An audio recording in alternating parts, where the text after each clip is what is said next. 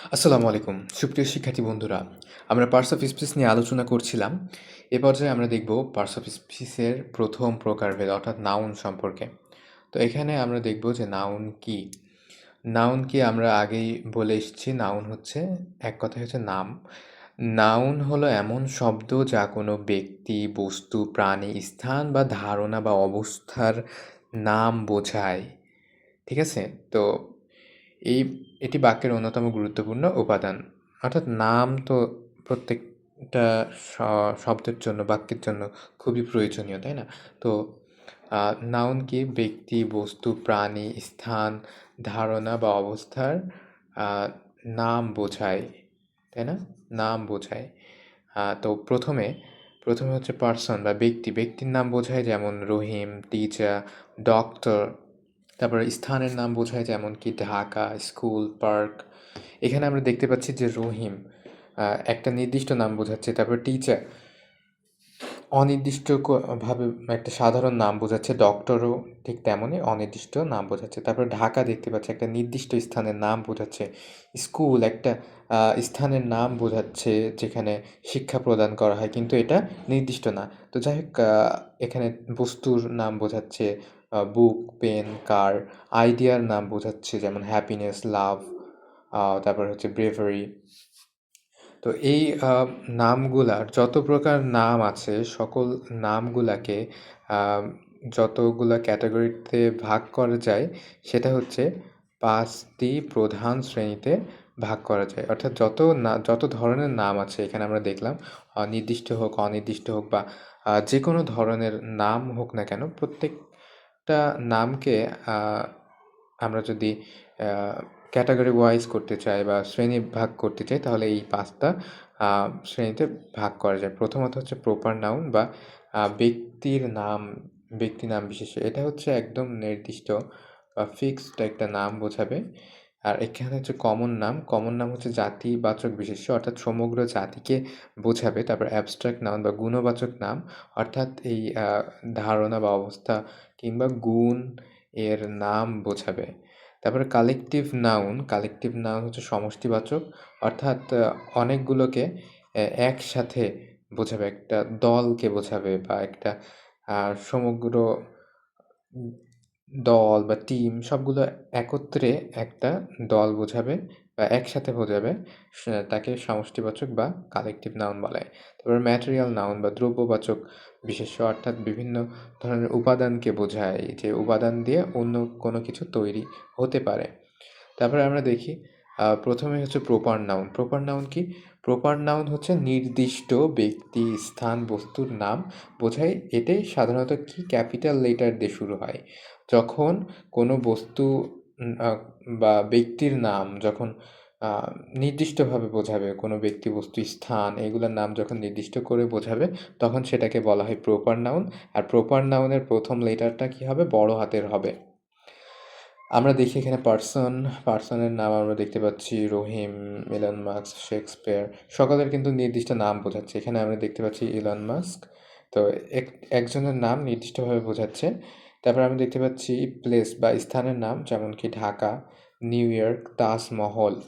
অর্থাৎ জায়গার নির্দিষ্ট নাম বোঝাচ্ছে। তারপর ব্র্যান্ড কি হতে পারে? নোকিয়া একটা ব্র্যান্ড, তোমরা সবাই চেনো। অ্যাপেল হতে পারে, নাইকি হতে পারে। এগুলো হচ্ছে একেকটা ব্র্যান্ডের নাম, সেটা একটা নির্দিষ্ট নাম। সেন্টেন্সে ব্যবহৃত হয়েছে আমরা দেখতে পাচ্ছি Rahim is my best friend, London is a beautiful city, Amazon is a famous e-commerce company. তো এখানে আমরা দেখতে পাচ্ছি নির্দিষ্ট নামকে প্রপার নাউন বলে। তারপর কমন নাউন হচ্ছে জাতিবাচক, অর্থাৎ সমগ্র জাতিকে একসাথে বোঝায় বা সাধারণ কোনো নাম বোঝালে। নির্দিষ্ট করে না বুঝিয়ে যখন সাধারণ নাম বোঝায়। যেমন কি সাধারণ ব্যক্তি, বস্তু, স্থানের নাম বোঝায়। নির্দিষ্ট নয় কিন্তু একটা সাধারণ নাম, যেমন কি পারসন, যেমন টিচার, স্টুডেন্ট, ডক্টর। এটা কিন্তু কোনো কারোর নির্দিষ্ট কোনো নাম না, এটা হচ্ছে সাধারণ নাম। আ অর্থাৎ আ সকলের একটা জাতিবাচক নাম।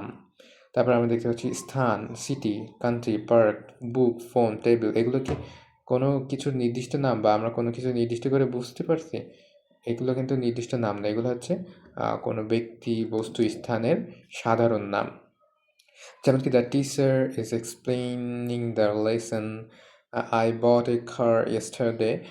There is a dog in the street. এগুলো কিন্তু কোনো নির্দিষ্ট নাম না, বরং এগুলো হচ্ছে জাতিবাচক বা একটা কমন নাম বা সাধারণ নাম।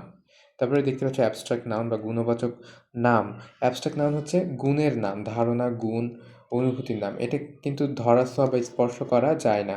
তো ধারণা, গুণ বা অনুভূতির নামকে বোঝায়। যেমন হ্যাপি, হ্যাপি অ্যাঙ্গার। কিন্তু হ্যাপি কিন্তু একটা এটা কিন্তু নাউন না। নাউনটা কি? হ্যাপিনেস। তারপরে লাভ, অ্যাঙ্গার এগুলো হচ্ছে ফিলিং বা আম অনুভূতির নাম। তারপর হচ্ছে কোয়ালিটি। কোয়ালিটির নাম কি? অনেস্টি, ব্রেভারি, উইজডম অর্থাৎ সততা, তারপর হচ্ছে সাহস, তারপরে জ্ঞান, জ্ঞানী এগুলো কি? এগুলো হচ্ছে কোয়ালিটি বা আ বৈশিষ্ট্যের নাম। তারপরে এখানে দেখছি আইডিয়াস, তার মানে কোনো ধারণার নাম, যেমন ফ্রিডম, নলেজ, জাস্টিস এগুলা। তো honesty is the best policy সেন্টেন্সে ব্যবহৃত হয়েছে। আমরা দেখতে পাচ্ছি love is a powerful emotion, wisdom is better then the strength. তো এখানে আমরা দেখতে পাচ্ছি এগুলো কিন্তু নাউন হিসেবে ব্যবহৃত হয়েছে। সেন্টেন্সের প্রথমে সাবজেক্ট হিসেবে ব্যবহৃত হয়েছে এই নাউনগুলা। তারপর আমরা দেখতে পাচ্ছি কালেকটিভ নাউন বা সমষ্টিবাচক নাম। কালেকটিভ নাউন অর্থাৎ এই সবগুলা কিন্তু একত্রে, যখন একত্রে কোনো কিছু বোঝাবে তখন সেটা হবে কালেকটিভ নাউন, ঠিক আছে? তো এখানে ফ্লক। আচ্ছা, এখন আমরা দেখতে পাচ্ছি এক্সাম্পল দেখি। People group, team, family, crowd. Animal group যেমন হার্ড, ফ্লক অ্যান্ড হচ্ছে সোয়ার্ম। তারপর আমরা দেখতে পাচ্ছি বিভিন্ন জিনিসের, যেমন কি বাউন্স, কালেকশন, ফিট। এগুলা কি? এগুলো হচ্ছে একত্রিত হয়ে বোঝায়। এগুলো হচ্ছে একত্রিত হয়ে বোঝাচ্ছে, ঠিক আছে? এগুলো হচ্ছে একত্রিত হয়ে একসাথে হয়ে বোঝালে সেটা হচ্ছে কি? কালেকটিভ নাউন বা সমষ্টিবাচক বিশেষ্য। তারপরে আমরা দেখতে পাচ্ছি সেন্টেন্স এক্সাম্পল। সেন্টেন্সে ব্যবহৃত দেখতে পাচ্ছি a team of players won the match, the crowd cheered loudly, a flock of birds flying in the sky. তো এখানে সেন্টেন্সে ব্যবহৃত হয়েছে দেখতে পাচ্ছি সমষ্টিবাচক বা কালেকটিভ নাউনগুলা। এগুলা হচ্ছে একাধিক ব্যক্তি বা বস্তুকে যখন একসাথে বোঝায়। যেমন একটা দল একসাথে বোঝায় না? কিসের দল সেটা তো ঠিক নাই। কিন্তু ফ্যামিলি একসাথে বোঝায়, যেখানে বাবা, মা, ভাই-বোন থাকে। ক্রাউড মানে ভিড়, তাই না? তো একসাথে বোঝাচ্ছে, কালেকটিভভাবে বোঝাচ্ছে। তাহলে এটা কালেকটিভ নাউন। আচ্ছা, ম্যাটেরিয়াল নাউন কি? ম্যাটেরিয়াল নাউন হচ্ছে সে সকল জিনিস বা সে সকল বস্তু যা অন্য কিছু তৈরিতে ব্যবহৃত হয়। অন্য তৈরিতে ব্যবহৃত হয় বা যা গণনা করা যায় না। আমরা আরেকটা দেখলাম যা গণনা করা যায় না বা স্পর্শ করা যায় না। কি দেখলাম বলো তো? অ্যাবস্ট্রাক্ট নাউন দেখলাম, তাই না? আচ্ছা, তো এখানে আমরা দেখতে পাচ্ছি যে তৈরি করার ক্ষেত্রে যেমন হচ্ছে গোল্ড, সিলভার, আয়রন এগুলো কিন্তু গণনা করা যায় না, তাই না? তো এগুলা কি? অন্য কিছু তৈরিতে সাহায্য হয়, অন্য কিছু তৈরিতে সাহায্য হয় এইগুলা দিয়ে। এগুলা দিয়ে অন্য কিছু তৈরিতে সাহায্য হয়। যেমন natural element, water, air, fire, তারপর হচ্ছে রাইস, মিল্ক, সুগার এগুলো কিন্তু গণনা করার জিনিস না। Gold is valuable matter. Gold কি গণনা করা যায়? যায় না তো। এটা হচ্ছে পরিমাপ বা মাপা যায়, কিন্তু গণনা করা যায় না। She added sugar. সুগার কি গণনা করার জিনিস? গণনা করার জিনিস না তো। ওয়াটার কি গণনা করার জিনিস? না তো। তো এইগুলো হচ্ছে যেগুলো গণনা করা যায় না সেগুলো কি? ম্যাটেরিয়াল নাউন বা দ্রব্যবাচক বিশেষ্য। বিশেষ করে দ্রব্যের নাম বোঝায়, তাই না? আচ্ছা, তো এখানে নাউনকে আবার সাধারণত ২ ভাগে ভাগ করা যায়। আমরা যা বললাম যে গণনাযোগ্য বিশেষ্য বা কাউন্টেবল নাউন এবং অগণনাযোগ্য বিশেষ্য বা আনকাউন্টেবল নাউন। তো কাউন্টেবল বা গণনাযোগ্যকে কি করা যায়? গণনা করা যায়। এদের বহুবচন রূপ আছে। বই, মানুষ, কলম। এগুলা কি? এগুলো প্লুরাল রূপ কিন্তু আছে। কিন্তু অগণনাযোগ্য যেগুলা সেগুলার কি? গণনা করা যায় না, যেহেতু এগুলোর বহুবচন রূপ বা প্লুরাল কিন্তু নাই। প্লুরাল কি আছে? থাকবে এগুলা? থাকবে না তো, কারণ এগুলো গণনাই তো করা যায় না। তাহলে আমরা কিভাবে বুঝবো?